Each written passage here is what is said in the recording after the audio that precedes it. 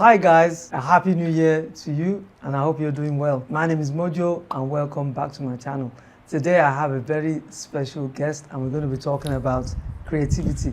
You know, I've talked to you about digital products and how they can actually change your life. Well, I've got someone with me in the studio who is going to tell us how creating digital products have actually changed his life. So, you'd like to introduce yourself? Welcome everyone, Happy New Year.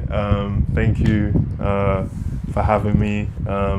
As the people know you, Miss Mojo, but as I know you, Mom, thank you for having me on your platform today. I'm excited to talk about everything pertaining to creativity, digital products, and I have created recently, but I'll pass the floor back to you so that we can keep things rolling. As you know, I've written books and I seem to have passed that baton on to my son. So he's gone and surprised us and written a book and it's called Ogaman. So for those of you who are Yoruba, you'd understand what Oga means. Come on now. Oga boss, Oga at the top. So this is Ogaman, and I would leave him to explain what the book is about. But before, of course, we all want to know what inspired you. So what inspired you to write this book?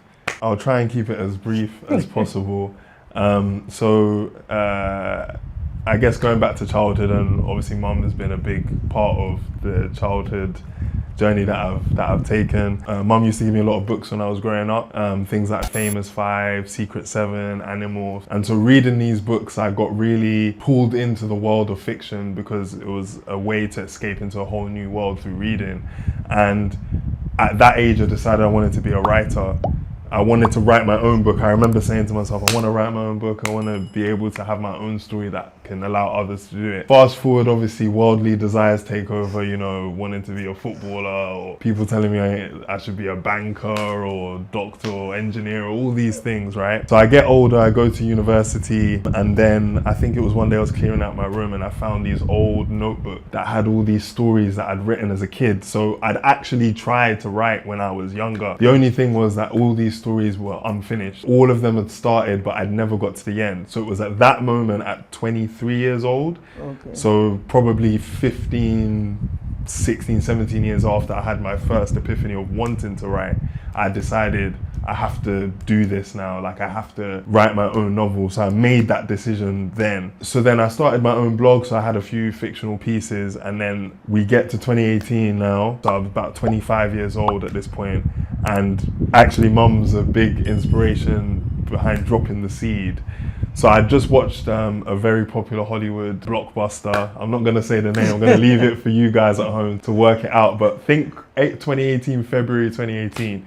And one of the things that was quite prominent in this film was the representation of nuanced, different characters of Black African origin. And it was just this depiction of a whole universal array of these characters that really inspired me. So we spoke about it on the phone, but I remember we spoke about this on the phone, and I'd been struggling to get started with writing, and you just said something to me which is like, oh, why don't you write a superhero story that you London kids would understand? And you know, for everyone listening, you know, we all have mums, and we all know that mums say certain things and we choose which ones to listen to, or are even a bit reluctant to the tips that they give us. Sorry Mum, just telling the truth. For whatever reason, I remember saying to myself, actually I'm just gonna try it. Like, Mum, yeah, okay, I'll just run with it because I need to put something, I need to take action on something.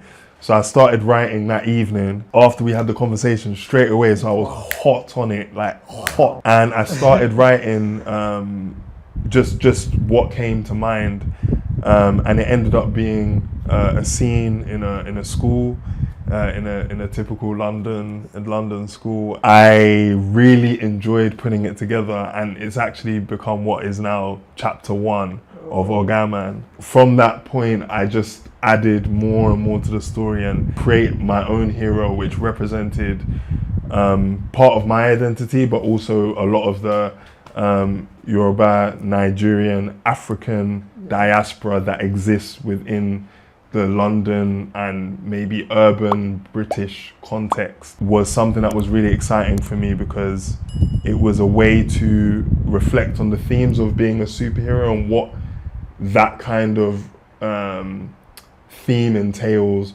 while also plugging it into a world that was actually ours. So I would say that's been that's the story of the inspiration to getting to the point where I now have the novel. Obviously, there's a lot more work, but yeah. Oh, thank you very much. It's nice. So I was inspired by a conversation we had.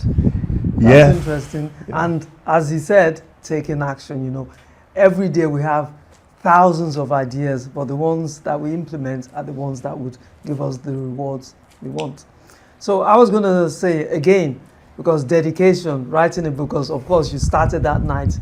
How long did it actually take you to write the book itself? Well, as you could probably see, I'm just going to hold up another copy of it so you can all see. Sorry, I know I'm stealing the limelight here, Mom, but I have to do it. I'm your kid after all, I guess. It's what you birthed me for. So as you can see, there's a lot of pages in there. There's about 430. So from pen to print. I like that. From pen to print, shout out to those who know about pen to print. Yeah. It's taken me about 6.5 years from that first evening of writing that first chapter, or the draft of the first chapter, to getting to the point where I now have this finished body of work, my baby actually. I know people obviously hold babies in their tummies for 9 months, and while I fortunately don't have to have that experience in this lifetime, I have a little bit of an inkling to the feeding and nurturing of something for multiple years to finally reach something that you can be proud of. It's not near the same, but just I can only imagine how difficult it is, and I feel a level of emotional attachment to this book, even though now it doesn't belong to me, but we can talk about that more if it comes up. But it's taken 6.5 years. I've had multiple different mentors in that time. After writing for about 6 months, I entered a competition called Pen to Print, which was a local competition in my borough, which supported new authors or aspiring authors.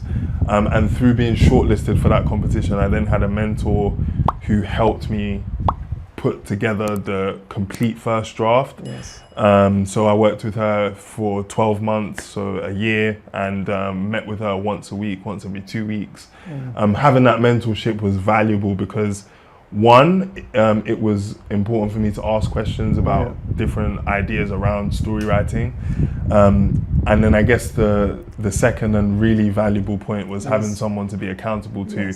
There were many times where I didn't want to write and I just didn't have the motivation, but knowing that I had a meeting which I had to pay money to go to and to see her, if I showed up with no progress, it was a waste of both our time. So it kept me being consistent, and actually, because of that level of consistency that I did in that year, it gave me the foundation to then do it for myself when it was coming to point of publishing. And then obviously I've had different editors who've been able to offer the feedback they've given to improve the book. And then mum and my sister as well, because she doesn't like her name being said out loud, but both offered their insights as well towards the final stages. Mum even helped a lot with the Yoruba translations, because as some of you may have heard, even with the little I've said today, mi o so Yoruba dada, mi o so Yoruba dada. So we embrace it. I think it's the idea that matters, that you're interested in that. Yeah, that's been at least some of the checkpoints in the journey to getting it finished. So yeah, that all adds up to 6.5 years. Thank you, Dami, for explaining that. There was something you actually mentioned here, which I always talk about, and this is accountability, because without that coach, it would have been difficult for you to, show up week after week. First, she's been able to keep you on track. Secondly, like you said, if you have any questions, you're accountable to someone. So even if you didn't feel like writing, you knew you had to write something, because a week later, 2 weeks later, a month later, wherever that time frame might be, you needed to report back to this person and say, this is what I've done. And if you didn't have that partner, you probably would have just, oh, I can't be bothered. There's work, there's this. And life has a lot of competing distractions. They're all distractions. But if you have a coach, a mentor, you're more likely to stay on track.